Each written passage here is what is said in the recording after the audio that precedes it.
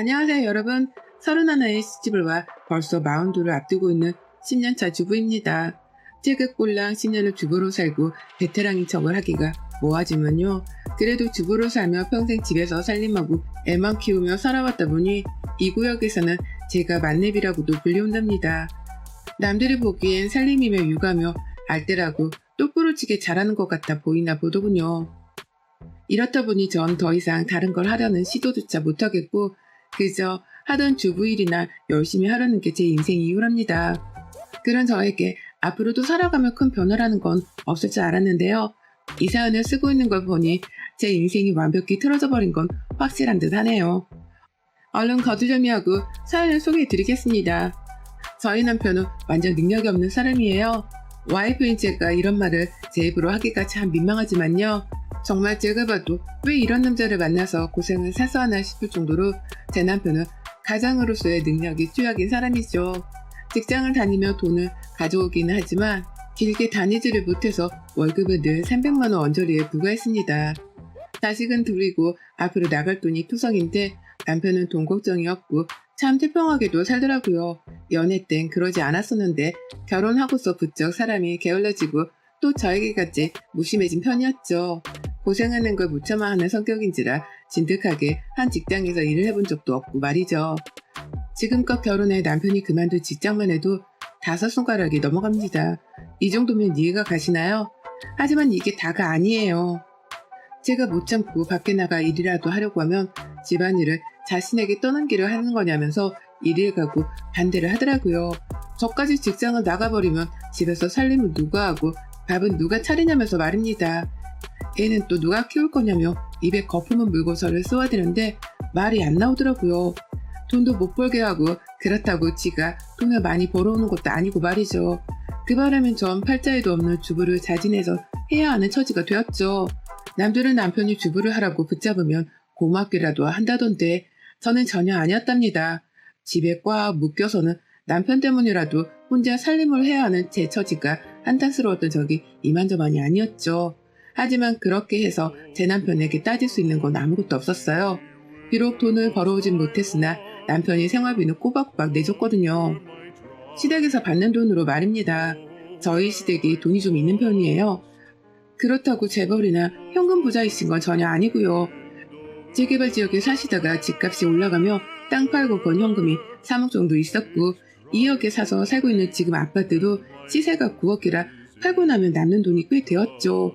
아버님은 공무원 하시다가 퇴직하고는 지금 따박따박 연금을 받고 계시고 남편한테 형제라고는 시누이 하나가 유일했는데 직장 다니며 오래전에 경제적으로 독립을 했답니다. 집안에서 돈이 나갈 일이라고는 저희 남편이 유일했고 시부모님은 아픈 손가락이라고 생각을 하시는지 저희 남편을 품 안에 끼고 살려 하셨어요. 그 덕분에 가장으로서의 책임감도 없고 능력도 없는 남편이 입에 풀칠은 하고 살 수 있었고 그 덕분에 저는 남편에게 감히 능력이 없는 놈이라는 말 한 번 속 시원하게 하지 못했습니다. 시부모님이 당장 도와줄 경제력이 있으신 것만으로도 그게 곧 남편의 능력이었으니까요. 하지만 이게 결코 다행인 일도 아니었고 쉬운 일도 아니었습니다. 남편이 능력이 없는 만큼 그리고 시부모님이 도와주는 만큼이나 시어머니께서 저를 향한 간섭을 심하게 하셨거든요. 생활비로 100만 원 정도를 꾸준히 보내주면서 시작되었죠. 며느리를 통제하고 간섭하는 걸 말이죠. 저도 도움을 받고 있는 입장이라 생색을 낸다고 표현하는 게 정말 쪽팔렸지만 시어머니께서는 그 생색 한번 내려고 절 참 모질게도 괴롭히셨답니다. 중간에 전세 계약이 만료되어 이사를 나갈 일이 있었는데 그때도 시댁 근처에 오라며 굳이 본인 돈을 더 들여서 저희를 시댁 근처의 전셋집과 계약까지 하게 만드셨어요. 집값이 너무 높아서 저희는 거들떠도 볼 수 없는 동네였는데 시어머니가 무조건 근처로 오라고 고집을 부리신 바람에 저는 또 자존심을 내려놓을 채 돈을 빌려야 했답니다. 그렇게 이사를 가서는 시어머니의 짐꾼 노릇도 하고 별짓을 다 했네요. 결혼하고 단 한 번도 마음 편하게 시어머니랑 있어본 적도 없었고 남편이 무능한 걸 알아차리고 난 후로는 더더욱 시어머니와 거리감이 컸어요. 그런데도 어머님은 그걸 잘 아시면서도 꼭 저를 불러내셨고 서로 가까운 거리에 살고 나서부터는 더더욱 절 못 잡아먹어 안달인 것 마냥 구셨답니다. 며칠이라도 안부 연락을 못하면 생활비가 끊기고 싶냐며 돈으로 지독하게 시리 협박까지 하시던 어머님이셨어요. 니네 친정에서 부모가 그러라고 가르쳤냐면서 제 마음에 비수를 꽂는 발언도 서슴찮게 하셨고요. 정말이지 제가 마음을 편하게 놓고 어머님을 대할래야 대할 수가 없었습니다. 늘 저는 자발적인 을이 되어야 했고 갑질을 서슴찮는 시어머니께는 감히 말대꾸 한번 제대로 해보지 못한 채 굽신거려야 했어요. 저도 자식들이 있으니 내 자식들을 챙겨야 한다는 생각에 눈 딱 감고 시어머니가 주는 생활비라도 받고자 한 거였죠. 전 결혼하고 난 후 몇 번이나 제 자존심을 쓰레기통에 던져버리곤 했답니다. 이런 저를 친정 엄마께서는 너무 불쌍해라 하셨어요. 당신이 잘못한 것도 없으셨는데 자식을 더 잘나게 키우지 못해서 결혼하고 그런 취급을 받는 게 아니냐며 자신의 탓을 하더라고요. 모든 부모가 그렇듯 엄마도 저의 불행을 자신의 불행이라 여기며 괴로워하셨던 겁니다. 기본적인 노후 준비 말고는 여윳돈도 없으신 분들이신데 엄마는 꼭 푼돈이라도 저한테 쥐어주려 하셨고요. 볼 때마다 제 얼굴, 제 몸 상태를 살피며 얼마나 시어머니께 시달렸을지에 대해서 지레짐작을 하곤 하셨어요. 살이 조금이라도 빠져있으면 고생을 많이 해서 그렇다며 저 대신 눈물까지 훔치기도 하셨고요. 제가 여러모로 제 부모님 앞에 설 면목이 없었습니다. 이런 상황만으로도 저는 불효를 하고 있는 것 같아서 정말 죄인이 된 듯 했는데요. 1년 전부터는 더욱 제 친정엄마를 향한 저의 걱정이 심해지기 시작했어요. 더 유난스레 말이죠. 경기도 지역에 살고 계셨던 저희 부모님이 1년 전 서울로 이사를 오게 되셨습니다.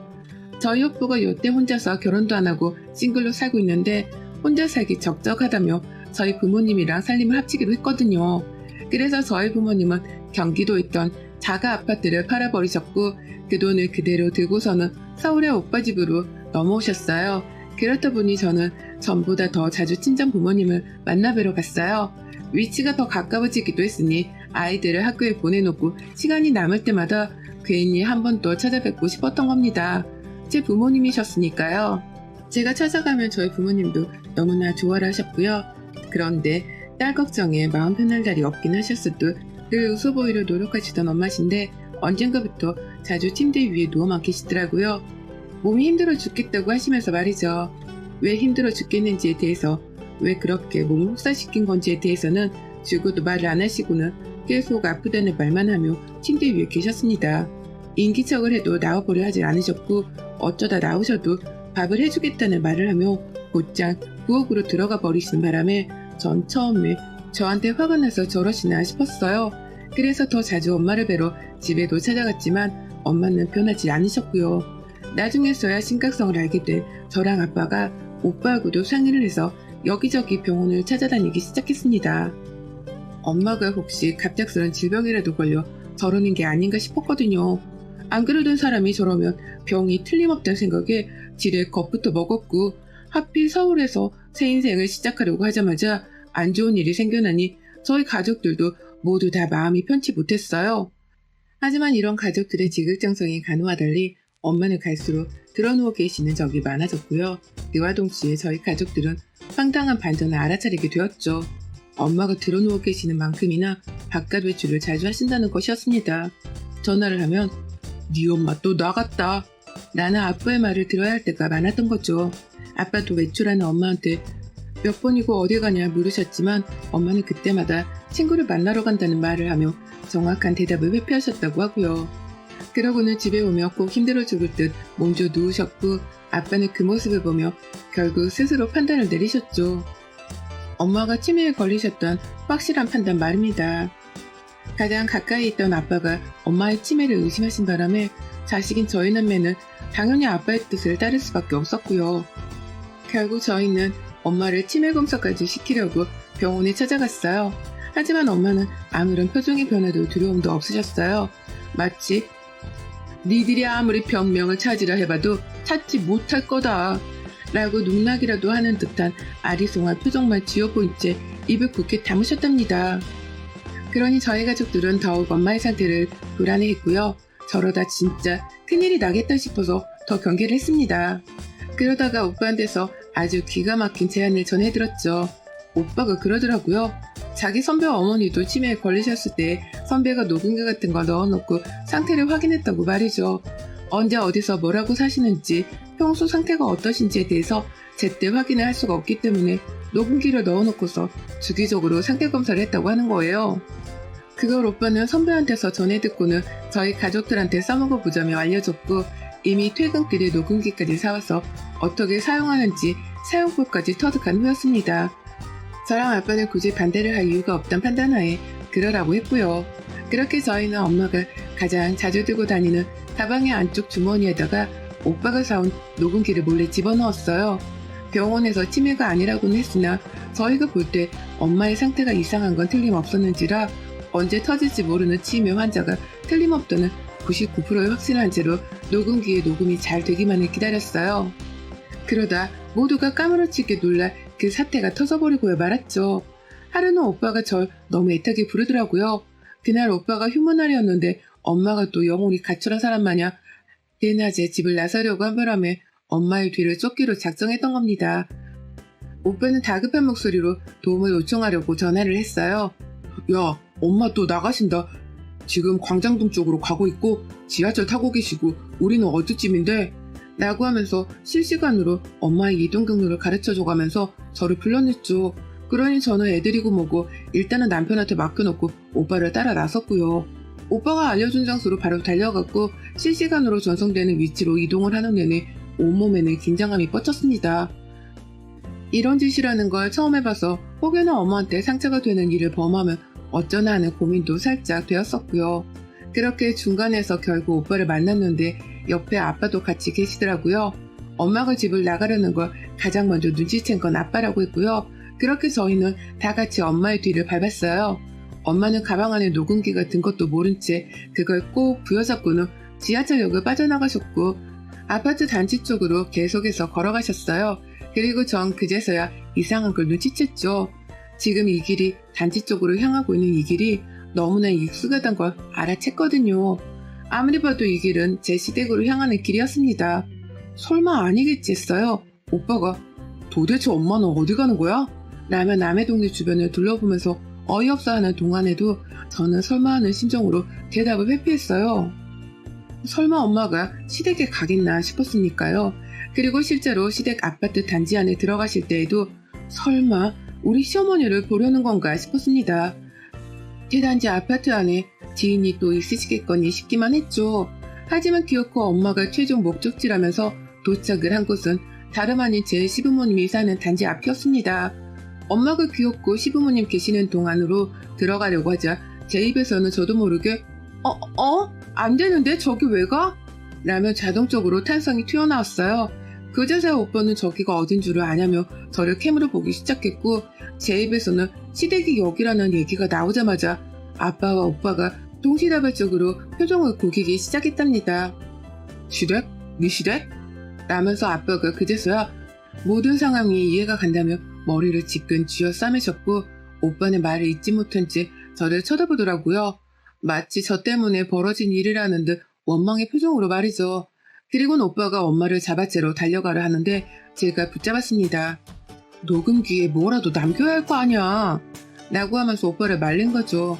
그러자 오빠도 제 말이 맞다며 억지로 수긍을 한 채 엄마를 불안한 듯 지켜봤고요. 그리고 얼마 후 저희는 정말 까무러쳤습니다. 시댁 안으로 들어가는 엄마를 따라서 저는 제가 시댁 아파트 현관 비밀번호를 알고 있으니 알아서 문을 열고 들어갔어요. 가서 한참 심호흡을 하다가 시간이 더 지나기 전에 제 손으로 시댁 문을 두드렸고요. 시어머니는 입구에 서 있는 저의 얼굴 그리고 저희 오빠와 아빠의 얼굴을 보자마자 귀신이라도 본 듯한 기괴한 표정을 지으며 문을 열어주려 하지도 않으셨죠. 문 뒤로 얼굴만 살짝 내빼고는 오히려 문을 걸어 잠그려고 하셨답니다. 하지만 오빠가 주도해서 시댁의 문을 열고 먼저 들어갔고요. 그제서야 시어머니가 아이고 사돈 어서 오세요. 너도 어서 와라. 라며 안아도 환영 인사를 한 채로 저희 가족들을 맞이하셨죠. 집안에 들어가자마자 오빠는 엄마를 찾았고 막 짐을 푼 건지 엄마는 아직 외투도 벗지를 못하셨는데요. 엄마가 시댁 부엌에서 나오는 걸 보자마자 저는 불안했습니다. 설마 우리 엄마를 지금 이 시간에 불러내서는 부엌 일이라도 시키려고 하신 건가 싶어서 자동적으로 시어머니를 향해 분노의 눈초리를 날렸죠. 시어머니는 여태 저희 가족들이 왜 찾아온 건지에 대해서 무척 당황해하며 현관에서 어쩔 줄을 몰라셨고요. 그러다 시어머니가 가장 먼저 말을 꺼내더라고요. 아니 사돈이 근처에 왔다고 해서 우리 이렇게 자주 종종 만나서 커피 한잔하고 그랬는데 사돈 어른도 오고 사돈 총각도 왔으니 다 같이 마시면 되겠네. 라고 말이죠. 그동안 엄마랑 사이좋게 커피를 나눠 마셨다는 소리를 먼저 하시길래 속으로 뻔한 거짓말이구나 확신했습니다. 그럴 인성이 못 되는 분이셨기에 그 말을 믿을 수가 없었던 거죠. 저는 더 들을 이유가 없다며 오빠한테 녹음기를 꺼내라는 눈치를 줬어요. 오빠 그거 꺼내 그거 라고 말이죠. 그러자 시어머니는 빠르게 저희 오빠를 향해 시선이 움직이셨고 오빠는 자동적으로 엄마 가방을 찾자마자 그 안에서 녹음기를 꺼냈습니다. 오빠는 이미 표정으로 오만유혹을 다 짓거리고 있었어요. 뭐하나 우리 엄마를 부려먹은 증거가 걸리기라도 하면 당신을 당장에 가만두지 않겠다는 듯이 결의에 찬 표정으로 머리털까지 뻗친 채로 녹음기를 눌렀습니다. 저는 바로 엄마를 부엌에서 완전히 데려나와 소파에 앉혔고요. 시어머니를 한번 홀겨보고는 녹음기를 틀었는데요. 사람 촉이란 게 정말 더럽도록 무섭더라고요. 의심했던 것이 정말 다 들어맞았습니다. 시어머니가 진짜 제 손에 죽고 싶어 환장을 하셨더라고요. 녹음기 속 내용은 가관이었어요. 엄마가 시댁에 들어오기 전이었던 아파트 현관 앞에서부터 시어머니는 사왔어 안 사왔어? 라고 하면서 저희 엄마한테 심부름을 잘 해왔는지를 건방지게 물어봤습니다. 엄마는 다급하게 오시느라 그걸 까먹은 건지 죄송합니다. 지금이라도 사올까요? 라며 물었고요. 시어머니는 엄마의 대답이 다 끝나기도 전에 말을 잘라먹으시며 화를 내셨어요. 아유 그냥 들어와. 어느 천연에 가서 그걸 또 사와? 그럼 그렇지 정신 못 차리지? 라고 정확히 소리를 치는데 육두문자만 없었을 뿐 말하는 건 거의 욕짓거리와도 다름이 없었습니다. 이제분이 엄마를 불러낸 걸로도 모자라 장봐봐라 심부름까지 시켰나 본데 저는 거기까지만 듣고 나서 입이 대바람 튀어나와서는 어쩔 줄을 몰라 했어요. 와씨 정말 나 진짜 당장 칼부림이라도 할 것 같아 오빠. 죽여버릴 거야. 라고 하면서 제 온몸으로 분노를 표출했죠. 오빠도 저와 마찬가지로 시어머니를 노려보며 당장이라도 죽방을 날리겠다 벼르고 있었고 그제서야 시어머니가 녹음기를 멈추려는 듯 달려와 그걸 빼앗으려 하더라고요. 아니 지금 뭘 녹음한 거야? 내가 그냥 부탁을 좀 한 걸 가지고 설마 이걸로 날 의심하는 거야? 내가 사돈을 괴롭혔다고? 무서운 사람이네. 라고 하면서요. 하지만 시어머니는 그 다음에 터져나온 녹음 파일을 그 건방진 주둥이를 그제서야 담으셨답니다.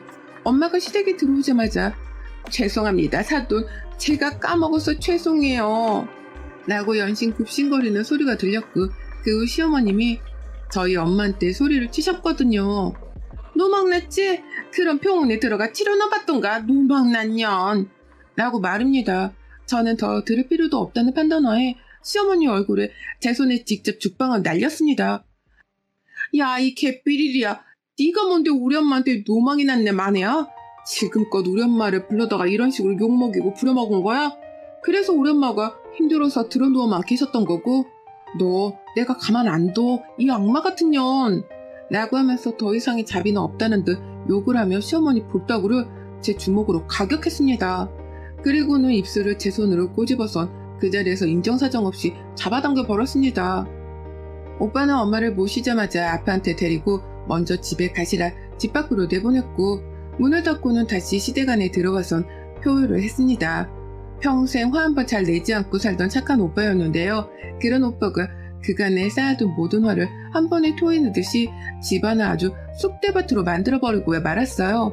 현관에서부터 신발장을 열어 그 안에 쌓아둔 신발과 잡동사니들을 다 떨궈내며 소란을 피우더니만 집에 들어오자마자 거실 한복판에 있는 책장을 넘어뜨린 바람에 책장이 소파 위로 넘어지는 대참사가 벌어졌습니다.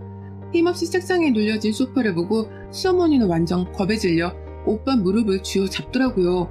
방금 전까지만 해도 우리 엄마랑 커피를 마시려 했다며 걔 구라를 치던 노인네였는데 이제와 겁에 질려선 애상 밖으로 화를 내는 우리 오빠를 말리겠다고 달래며 용서를 구하기 시작한 겁니다. 제발 그만 좀 하라면서 말이죠. 하지만 오빠는 집안을 벌써 그 꼴로 만들어 놓고도 화가 덜 풀렸다는 듯이 시어머니의 옷을 잡아 끌고서는 시댁을 나섰어요. 네, 경찰서를 가겠다고 끌고 가신 겁니다. 시어머니가 성인 남자한테 질질 끌려 아파트 밖까지 잡혀가는 동안 저는 뒤에서 시어머니의 울부짖음을 그냥 꼬시다는 표정으로 지켜보며 마저 시댁을 난장판으로 만들었습니다. 이까짓 거 그냥 신고를 당해도 벌금만 내면 그만이었고 그 벌금은 남편이 가져오는 생활비여서 제가 직접 낼 참이었거든요. 남편 돈이 시댁돈이었으니까요. 괜히 복수심이 화가 나서는 부엌까지 들어가 시어머니의 냉장고를 박살내버렸습니다. 시댁을 나오기 직전에 냉동실이랑 냉장고 문까지 그냥 열어두고서는 나와버렸죠. 나가보니 어머님은 오빠한테 빌기까지 하며 매달리고 계시더라고요. 하지만 저희 오빠는 한 손에 녹음기 그리고 다른 한 손은 시어머니 옷을 아주 돌돌 말아 끌어잡아 당겨선 숨도 잘 안 쉬어지게 붙들고선 경찰서까지 친히 발걸음을 했답니다. 그리고 저희 남매는 시어머니를 고소해버렸어요. 노인학대죄로 말이죠. 저희 엄마가 그간 몸져 누워 아파하던 걸 저희 가족들이 병원에 데려가면서 받은 병원 진단서만 수두룩했습니다. 치매인지 아님 죽을병에라도 걸린 건지 너무 상태가 안 좋으셨던 것들을 우려해서 병원마다 찾아다니며 병명을 찾겠다고 남긴 기록들이 한가득이었어요. 그걸 증거로만 내세워도 시어머니가 우리 엄마를 괴롭혔다는 것 정도는 쉽게 증명할 수 있었고요. 저는 이혼을 각오하고서 시어머니를 고소하는 데 동조했습니다. 그리고 그와 동시에 전 남편하고도 이혼 소송을 걸었어요. 시어머니가 나도 모자라 내 친정엄마까지 몸져눕게 만든 악덕 시어머니라는 걸 이유로 대며 소송을 걸고 위자료 청구까지 했네요. 내가 지금 당장 돈 벌러 나가더라도 남편의 월급반은 금방 벌겠다면서 양육권도 챙겨오겠다고 소송을 걸었고요. 더는 소름 끼치고 불쾌해서 남편이랑은 살도 맞대고 자기 싫었습니다. 이런 종속의 것들하고는 가족으로 엮여서 애들한테 악영향을 끼치게 하고 싶지도 않았고요. 정말 하루라도 빨리 손발을 다 털고 멀리 떨어져 사는 것만이 저를 위해서 그리고 우리 엄마, 우리 애들을 위해서라도 최선의 방법이라 판단을 했네요. 오래 생각할 이유도 없었고요. 전 그렇게 시어머니를 응징하고 나자마자 신고와 동시에 이혼 소송까지 하며 홀로 설 준비를 시작했습니다. 누군가는 남편이 무슨 죄냐고 할 수도 있을 겁니다. 하지만 저는 그간 능력도 없는 놈이 시댁돈 하나 믿고선 까불어대고 가부장적으로 행동할 때마다 죽이고 싶은 적이 한둘이 아니었어요. 그렇게 꼴값도 오고 나대던 놈이었는데 그놈의 엄마라는 사람이 내 엄마를 괴롭혔다고 생각하니 더는 용서할 기회조차 주고 싶지 않았답니다. 이미 내 오빠 앞에서도 싹싹 비셨고 경찰서에서 다시 저희 엄마를 조우하자마자 또 한 차례 더 싹싹 빌며 오해였던 개소리로 사과를 하셨는데요. 저를 포함한 저희 가족들은 모두 다 시어머니한테 절대 합의 따윈 해주지 않기로 했어요. 벌금이 뒷골이만 하더라도 앞으로 시댁 돈으로 나를 위해 우리 애들 양육비 그리고 각종 위조료 금액까지 한 푼이라도 합의 없이 다 받아낼 겁니다. 가지고 있는 돈이래봤자 묶여있는 아파트 말고는 그간의 아들 생활비로 퍼주던 몇 억의 돈이 전부인 시어머니는 벌써 돈이 금방 쪼들리겠다 싶었는지 저희 엄마한테는 일일 일사과를 하고 계세요. 그간은 한 달에 100만 원씩 쥐어주며 아들 생활비를 대준다고 생색을 내셨는데 이젠 아이들 양육비까지 더해서 더 많은 돈을 쥐어주셔야 할 테니 오죽 쪼들리실까 싶네요. 그러게 가짜는 돈으로 적당히 생색을 내셨어야죠. 제가 어머님의 그 가짜는 재산 어디 한번 최선을 다해 털어드릴게요. 여러분의 생각은 댓글로 남겨주세요. 오늘도 시청해주셔서 정말 감사합니다.